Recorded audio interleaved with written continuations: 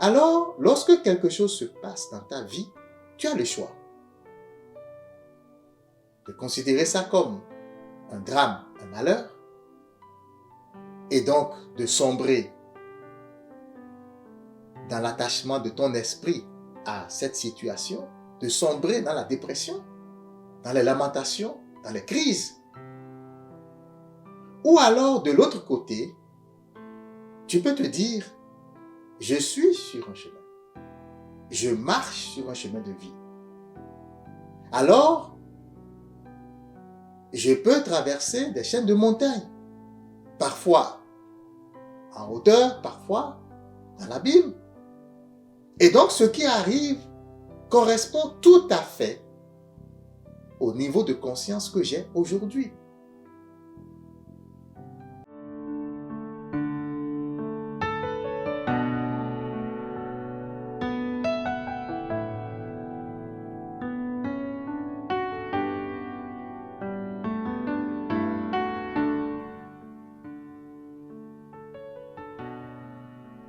Mesdames et messieurs, bonjour et bienvenue dans cette émission. Je suis heureux de vous revoir dans notre espace d'échange en spiritualité, dans cet espace où nous revisitons les choses qui nous donnent la joie, la paix, la confiance, bref, le bonheur. Aujourd'hui, le sujet de notre enseignement est « Tout contribue au bien ». La plupart du temps, et je ne vous apprends rien, dans notre vie quotidienne, nous avons toujours la propension à distinguer le bien et le mal. Et ça, c'est un jugement de tous les instants. Il n'y a pas en ce monde de secondes ou de millisecondes où l'humain ne juge pas une situation, une chose, une personne. Littéralement, nous nous disons telle chose qui s'est passée est bien et telle autre chose est mal.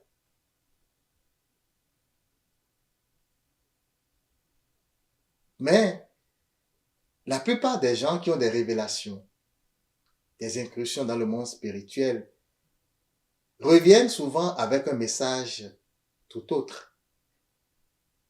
C'est vrai, c'est un message intriguant à tout point de vue. Tout va bien et rien n'est grave. Oui, je viens de perdre un être cher. Je viens de perdre mon père ou, je ne sais pas, un parent très proche. Et je suis dans la dépression de cet événement. Je suis touché, je sombre, et tu me dis que tout va bien. J'ai tel ou tel problème dans ma vie,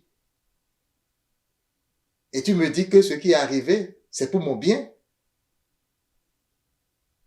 C'est vrai que c'est absurde de penser de cette façon-là. Personnellement, j'ai déjà discuté avec une dame sur les réseaux sociaux qui avait perdu ses deux parents et qui venait également de se séparer de son mari. Elle était déboussolée, elle était toute seule.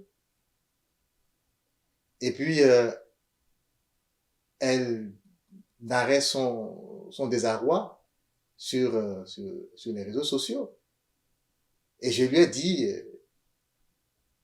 tu peux te calmer. Et au lieu de voir que du négatif dans cette situation, commencer à y voir un message. Mais déjà, ces phrases ou cette idée était venue la choquer. Elle n'a pas pu vraiment digérer le fait qu'on puisse voir quelque chose de positif dans ce que nous appelons un drame ou une souffrance. Et pourtant, tout le monde connaît cette parabole. si le grain de blé tombé en terre ne meurt, il demeure seul. Mais quand il meurt, eh bien, il va germer et il va produire beaucoup de fruits. Parfois, dans notre cheminement de vie, nous devons traverser des situations peu agréables pour aller sur la terre promise, pour aller dans cet espace que nous désirons. Parfois, dans la vie, il arrive que les choses ou les personnes auxquelles nous tenons le plus soient ces choses qui nous mettent dans des troubles, dans des inquiétudes ou dans des soucis. L'attachement à quelque chose de physique, l'attachement à une forme, quelle qu'elle soit, conduit à la perte. On devient candidat pour perdre ce à quoi on est attaché. C'est une loi spirituelle. Parce que l'univers va toujours réaliser l'équilibre, chers frères et sœurs. Peu importe la façon dont tu perçois la situation qui advient. Peu importe le sentiment que tu as. Cela ne change rien dans le cours des événements. Alors, lorsque quelque chose se passe dans ta vie, tu as le choix de considérer ça comme un drame, un malheur, et donc de sombrer dans l'attachement de ton esprit à cette situation, de sombrer dans la dépression, dans les lamentations, dans les crises. Ou alors, de l'autre côté, tu peux te dire, je suis sur un chemin. Je marche sur un chemin de vie. Alors, je peux traverser des chaînes de montagnes. Parfois en hauteur, parfois dans l'abîme. Et donc, ce qui arrive correspond tout à fait au niveau de conscience que j'ai aujourd'hui. Et en ce sens, lorsque tu découvres que rien ne peut advenir dans ta vie qui soit étranger à ton niveau de conscience, à ton état d'esprit du moment, eh bien, tu comprends que c'est toi qui l'as créé. C'est toi qui l'as créé. C'est toi qui as littéralement manifesté cette situation. Peut-être inconsciemment, c'est sûr. Parce que beaucoup de gens ne comprennent pas ce mécanisme spirituel. Comment quelqu'un qui ne soit pas conscient de quelque chose ait pu créer cette chose? Bien sûr. C'est bien possible. Et c'est bien ça que nous faisons la plupart du temps. Nous passons le clair de notre temps à faire cela. L'humain passe le clair de son temps à créer des choses dont il n'est pas conscient. Parce que l'humain vit dans l'inconscience. Voilà pourquoi tous les courants spirituels parlent de la vie en pleine conscience. La vie en pleine conscience, ce n'est pas juste de s'asseoir pour commencer à méditer, pour commencer à élever son esprit. C'est bien, c'est quelque chose qui permet de calmer l'esprit. Mais vivre le moment présent, vivre l'instant présent va beaucoup plus au-delà de cela. Vivre dans l'instant présent, c'est vivre dans l'instant présent quand tu marches, quand tu manges, quand tu parles, quand tu fais un acte. C'est vivre dans l'instant présent, peu importe ce que tu fais. Lorsque je marche et que je peux sentir le poids de mon corps sur la chaussée, lorsque je parle et que mon esprit n'est pas en train de se balader de gauche à droite et que j'écoute les mots, je suis là, présent à chaque mot que mon interlocuteur prononce. Lorsque je mange et que je peux voir les couleurs de l'aliment, sentir à chaque bouchée la saveur sur ma langue, je vis dans l'instant présent. Et alors, je ne suis pas susceptible de tomber dans cette illusion que ce qui arrive est mauvais ou est mal pour moi. Je saurais que ce qui est arrivé, c'est parce que à un moment donné, je reconnaîtrai que j'ai eu telle ou telle pensée. Ah, c'est vrai. Ah oui, je me rappelle maintenant. J'avais pensé à ça, mais c'était pas beaucoup. La moindre des pensées peut avoir un impact dans le futur. Mais je sais, la plupart des gens se laissent conduire par leur subconscient. Ils ne sont même pas capables de savoir qu'ils ont pensé à telle ou telle situation avant qu'elle se produise. Et c'est à cause de ça que la plupart des gens vont penser que ce qui leur arrive, c'est le coup du sort. Ce qui leur arrive est créé par telle ou telle personne. C'est lui qui est fautif, c'est elle qui est fautive. Et on jette toujours le dévolu sur l'autre ou sur quelque chose d'externe à nous. Mais non. Ce qui t'arrive, c'est ce que tu as créé. Ce sont les choix ou les décisions en pensée, en parole, par action ou même par sensation que tu as prises quelques secondes plus tôt, quelques mois plus tôt, quelques semaines plus tôt. Alors, tout ce qui arrive dans ta vie, c'est pour te rappeler que ta position spirituelle n'est pas la bonne à cet instant-là.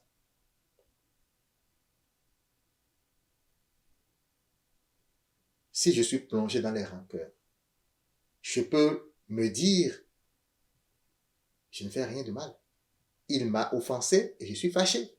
J'ai beau clamer que je ne fais rien de mal, mon état d'esprit est plongé dans les négativités. Je suis dans les ténèbres. Mon état d'esprit est ténébreux. Et alors, qu'est-ce qui va arriver? Les choses qui vont m'entourer seront ténébreuses. Est-ce qu'il vous est déjà arrivé de vous blesser, de cogner quelque chose ou même pendant que l'on coupe avec le couteau, de se blesser parce qu'on est énervé? Est-ce qu'il vous est déjà arrivé de casser un plat parce que vous étiez vraiment irrité?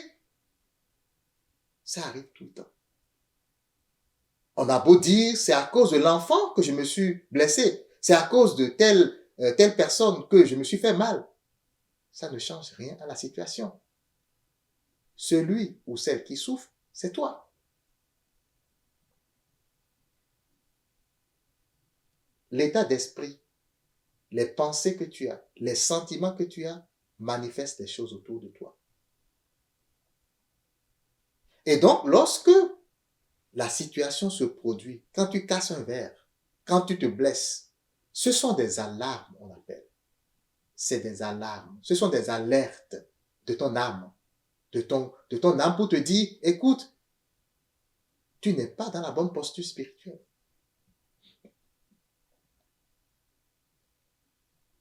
Si quelque chose arrive dans ta vie, il y a toujours un message qui vient avec. Ça peut être aussi que ton âme veut que tu ailles à la prochaine étape. Ton esprit hésite à franchir le Rubicon. Ton esprit hésite à quitter sa position de confort pour avancer dans la vie. Et alors, cette situation se présente à toi. On va l'appeler une opportunité. Et cette opportunité, c'est pour que tu puisses t'affranchir de tes peurs pour avancer. Par exemple, tu es à un poste au travail et on te propose un poste de responsabilité où tu vas gérer un fonds beaucoup plus important, par exemple. On veut que tu mettes en branle tes capacités intrinsèques. Peut-être que tu n'aimes pas être gestionnaire. Peut-être que tu n'aimes pas affronter des risques.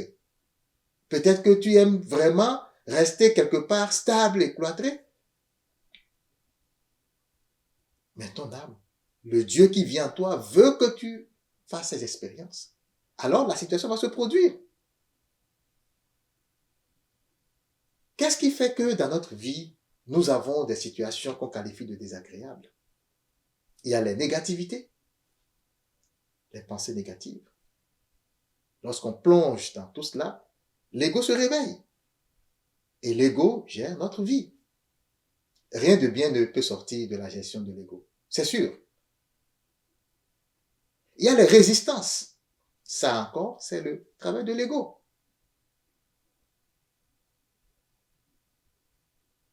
Notre âme veut que nous avancions, mais nous résistons.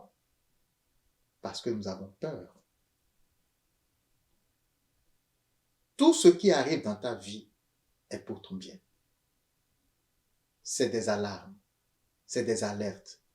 On peut dire que nous sommes véritablement dans un laboratoire où chaque situation de chaque instant est comme un GPS pour nous. C'est un GPS qui nous demande d'avancer dans telle ou dans telle autre direction. Lorsque la circonstance se produit et que tu prends conscience qu'elle vient avec un message pour toi et que tu te mets à disposition, que tu ouvres ton esprit pour comprendre mais pourquoi ceci est advenu dans ma vie, eh bien, tu es gagnant. Parce que tu vas rentrer dans la révélation. La lumière va s'ouvrir dans ton esprit pour te conduire sur le chemin que tu ne connais même pas. Mais qui est ton chemin de vie? Qui est ton chemin de bonheur? Nous avons déjà vu ce que nous appelons des circonstances très agréables, des surprises agréables, où des gens qui ne s'y attendaient pas se retrouvent du jour au lendemain exactement à la position qu'ils ont toujours désirée. Mais avant ça, parfois ils traversent des souffrances. Ils traversent ce qu'on appelle le ravin de la mort. Mais ils se sentent accompagnés. Ils ne se sentent pas abandonnés. Il y a des gens qui, après des années de recherche de boulot, finalement tombent sur le boulot de leur rêve. Ils ont souffert avec leur famille pendant longtemps, sans argent, sans rien. C'était des expériences. Chers frères, chères sœurs, mon message pour toi aujourd'hui est assez simple. Chaque chose qui advient dans ton quotidien, chaque chose que tu traverses est une expérience. Tu dois la voir comme une expérience. Chaque situation qui vient à toi est une expérience. Ce qui t'est demandé, c'est de ne pas la juger. Il ne faut pas dire c'est bien et c'est mal. Tu dois voir en chaque chose une opportunité de te repositionner spirituellement. Peut-être la situation s'était-elle déjà présentée par le passé et tu as agi d'une certaine façon. Tu n'as pas agi peut-être de la façon qui va être agréable pour toi. Et donc, Dieu, ton âme, qui sait que tu dois expérimenter cela, te représente la même situation et t'offre à nouveau la chance de faire le bon choix. Le choix qui te soit agréable. Le choix qui corresponde véritablement à tes aspirations profondes. Mais tu ne peux pas faire le bon choix tant que tu penses que cette situation ou cette circonstance vient t'embêter et que tu n'as pas besoin de ça et tu te lamentes. Et tu t'en veux. Tu te culpabilises. Non seulement tu juges la situation, ce qui n'est pas correct, mais tu te culpabilises toi-même et tu te juges toi-même. Eh bien, cela, ça ne fait que t'enfoncer dans l'abîme. Ça te plonge. Chaque situation, chaque chose que nous rencontrons dans la journée, dans notre vie, est une nouvelle opportunité. Chers frères et sœurs, c'est cela la miséricorde de Dieu. C'est cela la grâce de Dieu. Il nous permet à chaque instant de nous laisser renouveler, de nous laisser transformer par l'Esprit. Il nous demande justement de pouvoir nous réveiller. Hier, ça n'a pas fonctionné. Tu ne dois pas affronter aujourd'hui et demain en te basant sur tes émotions passées. Non. Si tu te transportes dans le passé pour te rappeler de ce qui s'est passé, comment tu as agi, et qu'aujourd'hui, tu rentres dans la révélation, tu comprends que peut-être tu avais fait le mauvais choix, le choix qui n'était pas fonctionnel pour toi, eh bien, oui, le passé peut t'aider à pouvoir te réinventer. Sinon, rester dans les émotions passées, ça ne sert à rien. Et souvent, nous végétons et nous restons dans ces émotions passées parce que justement, nous pensons qu'il y a des choses dans notre vie qui contribuent au mal. Il n'y a rien qui contribue au mal. Le mal et le bien ne sont que des concepts mentaux, des concepts de l'ego, juste pour te distraire, pour te déresponsabiliser, pour te culpabiliser. Tout ce qui arrive dans ta vie contribue à ton bien. Tout, sans exception.